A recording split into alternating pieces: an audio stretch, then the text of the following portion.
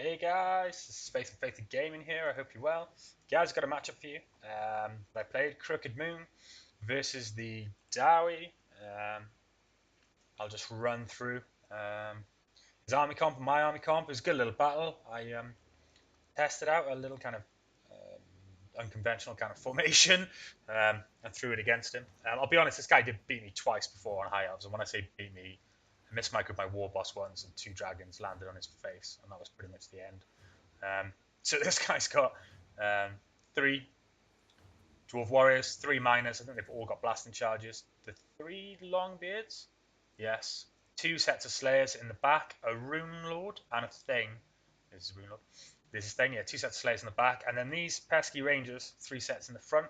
I went with the usual Hammer of Gork, the Squig Herds times 2, my usual setup pretty much. 2 Trolls, the Giant, all my 2 big bosses and my Goblin War Boss over here, my Morgs Men's Marauders and the Teeth Robbers, Chariots, Range Cavalry here, Moon Howlers, Squig Herds there, Squig Riders, sorry, 2 Dirkits and a normal one, going for a big right hand flank. And then I put all my Fanatics down here on the left, obviously making use of their Vanguard deployment. Just kind of understand the way everyone plays Dwarves with a kind of big strong front line, and wanted to just clash with me front line to front line and put those blasting charges to good use. So I didn't really want that. So I thought I'd try something where I sent stuff straight down the middle, looking like that my Night Goblins would actually kind of be in this position here, but obviously with their stalk ability not be able to be seen. Hoping that he'd hold this formation and then just cheekily kind of hit him on one side and one of the flanks and get into those miners, and kind of hopefully whatever he does with these rangers then be able to catch him off guard a little bit.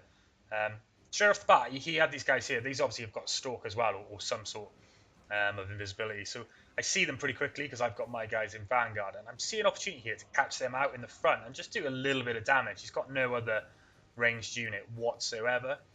So I sent my guys around, not realizing this is actually impassable. So my Teeth Robbers decide they're going to go around that way, and these guys end up going around that way. So they take some fire, they take some damage in the approach, and yeah, not my finest moment really. I think if I'd got my Chariots through, because these guys are actually anti-infantry, I probably could have caught a couple of these out and done some decent damage, and maybe tried to get him to bring these guys forward and move the formation a bit, just kind of get a bit of a take him out of his formation. But yeah, I didn't really get that, and all I did end up with was these guys getting in, not really getting any good kills. These guys got regeneration anyway, so unless I actually kill unit models, pretty wasted.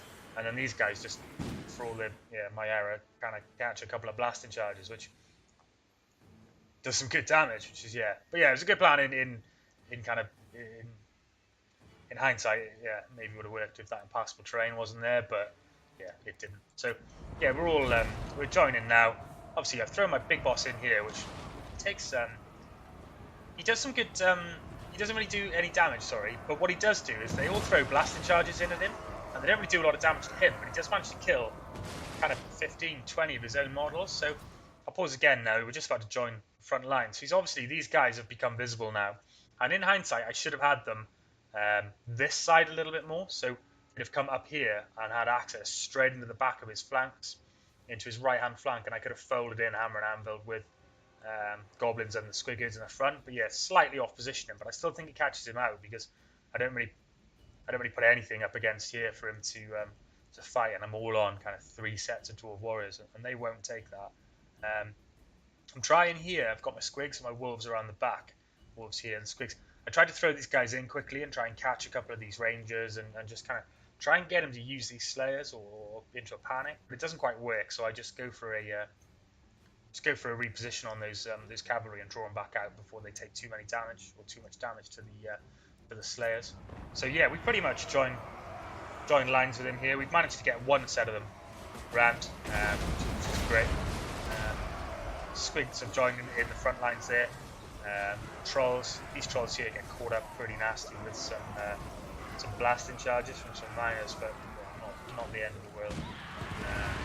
These guys as well, not the nicest. Blasting charges against goblins will, honestly, they do quite a lot of damage. This is why, if you see that kind of formation with the dwarves in the front lines, with the miners behind them, you don't really want to go toe to toe with him, because yeah, you will take so much damage from those blasted charges. He slows down again because what he does, he obviously sees a juicy opportunity here to get a group of slayers into my giants and my trolls, which are quite close together. And to be honest, ooh, that dwarf's not having a good time, is he? That's not a ride you wanna be on. Oh, poor bugger. Oh, there's off. Yeah. No legs left. Anyway, that's not. Ideally, they should be mixed in with these night goblins to stop this from happening. Where he's able to just really single out my giant with all those that many slayers around him. I know the trolls are supporting, but they're not. He's not in the midst of them, so bit of an error on my part. He should, if you can, be kind of right in the middle of those AP Cloonies, so that he can't just be singled out. But yeah, not hugely the end of the world. We've done a pretty good job on this front here. I was surprised really at how well my trolls, my night goblins held their own here against these longbeards. I thought that there'd be a lot more retreating and stuff going on, but yeah, they do hold their own pretty well. As the rest of this line here, the dwarf warriors that we were able to kind of single out with the squigs and the night goblins, they've got the moon howlers charging the back of them. The miners and the dwarves get absolutely flattened. The idea now is just that this flank's so weak. He's still got these set of slayers here trying to protect these rangers, these bugmans, who, if you look at the kills, they're not really doing anything. So those slayers are almost wasted there. There could be another unit that are in here really causing damage to these guys here. But I've absolutely flattened this flank. Everything here, minus the Thane, who's pretty healthy, is in, and those longbeards there. But everything else is in kind of a retreat, which would free up these fanatics, these squigs, another set of squigs here, and my Night Goblin War Boss. So the plan was then to get in here and just finish off these longbeards and set this whole flank into retreat. And as you'll see, it's pretty easily achieved. These longbeards get absolutely what's left of them. They get ruined by the squigs and stuff that's left. And yeah, they will. They went from, as I showed you a second ago, quite a healthy unit to just being on the cusp of wavering and retreating, and just just from one charge. So damage done there. I decided to shift my these guys back in for just to get rid of this, and then spot that these guys down here, these longbeards, if I can get rid of these, then yeah, I will free up this whole flank kind of thing. Notice the Thane as well, so my Goblin War Boss comes back. I also noticed that these longbeards make a move to head in here to kind of support these slayers who've done good damage to the giant, but with the trolls in kind of close support as well, they've got themselves murked, and they're on their way out with these miners as well. So these longbeards come in, I'd imagine, to try and hold this line, to try and save these bugmen again, or yeah, just to get into the fight. The whole time they'd kind of been here shielding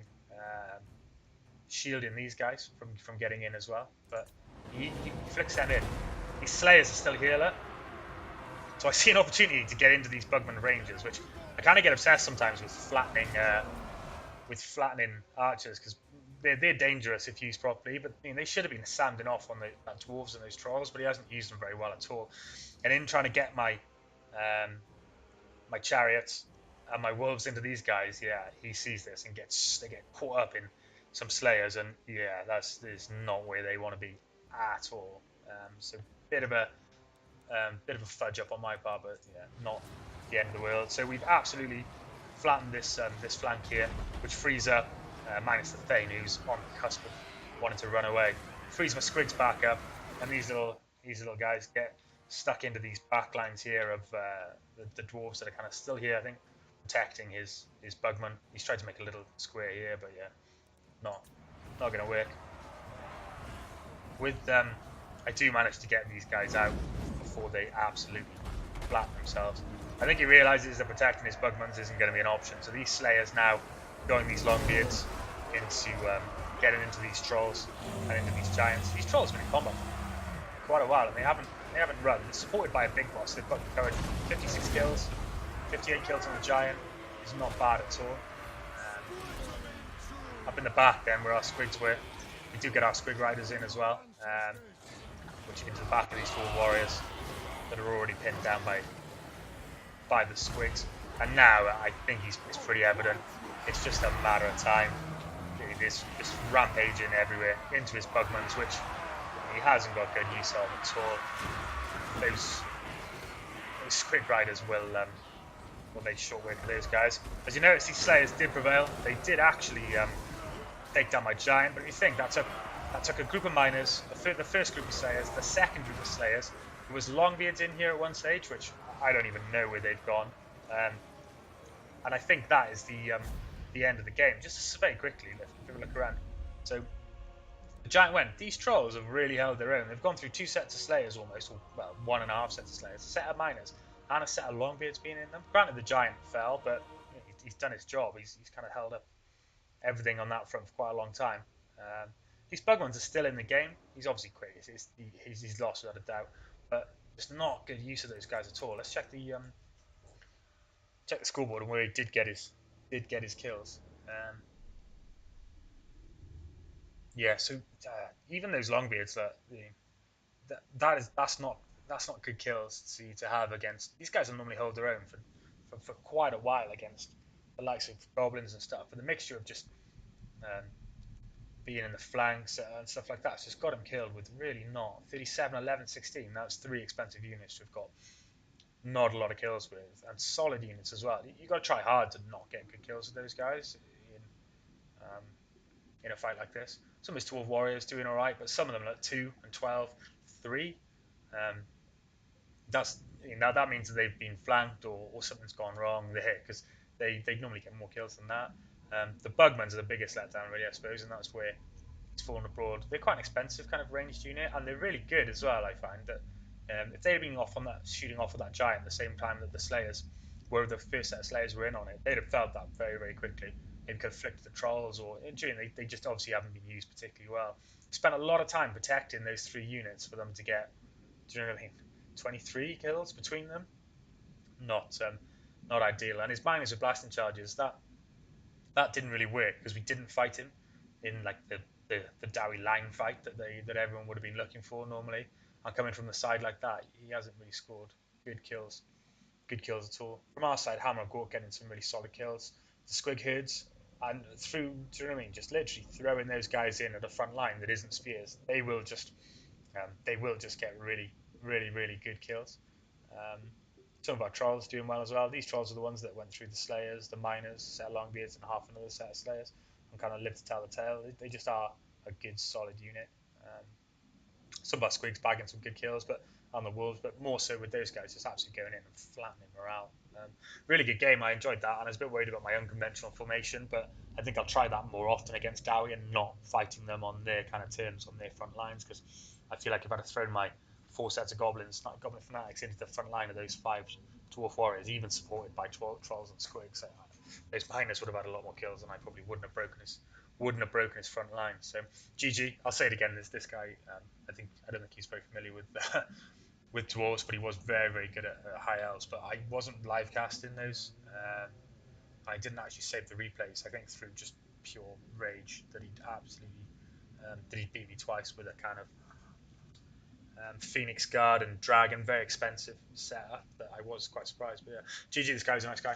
Guys, if you like the game or like the post, please like the channel, like the video, subscribe to the channel. I'm doing regular uploads. And until the next one, I'll catch you again. Cheers, guys.